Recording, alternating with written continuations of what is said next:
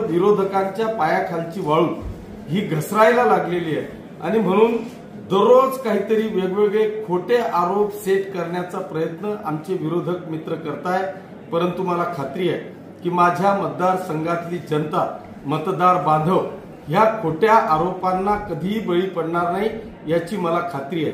कालचं जे उदाहरण असं आहे की त्या अमोल शिंदे आणि वैशाली सूर्यवंशी यांनी दोघांनी पत्रकार परिषद घेतली।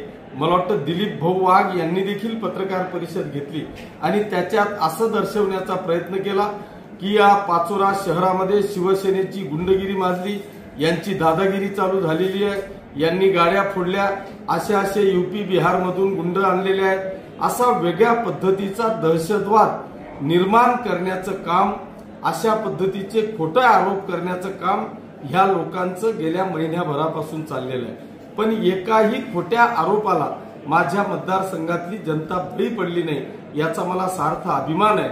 आणि आता उर्वरित फक्त 2 दिवस उरलेले आहेत, यांच्या पायाखालची वाळू घसरलेली आहे। मला जनतेकडून प्रचंड असा प्रतिसाद मिळतोय आणि म्हणून काही ना काहीतरी दहशत निर्माण करून माझ्या माननीय मुख्यमंत्री महोदय आणि आपल्या युतीच्या सरकारच्या लाडक्या भगिनी ह्या घराच्या बाहेर कशा पडणार नाहीत, यांचं मतदान कसं होणार नाही याच्याकरता खोट्या अफवा सुद्धा येण्याची शक्यता आहे।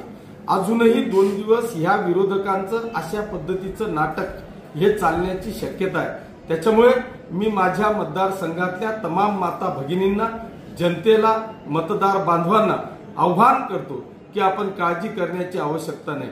हे काही यूपी बिहार नाही, हा महाराष्ट्र आहे। इथं कायद्याने चालणारं हे राज्य आहे आणि त्यातल्या त्यात हा पाचोरा आणि भडगाव मतदारसंघ हा शांतता प्रिय असलेला हा मतदारसंघ आहे। त्याच्यामुळे यांच्या खोट्या अफवांना बळी न पडता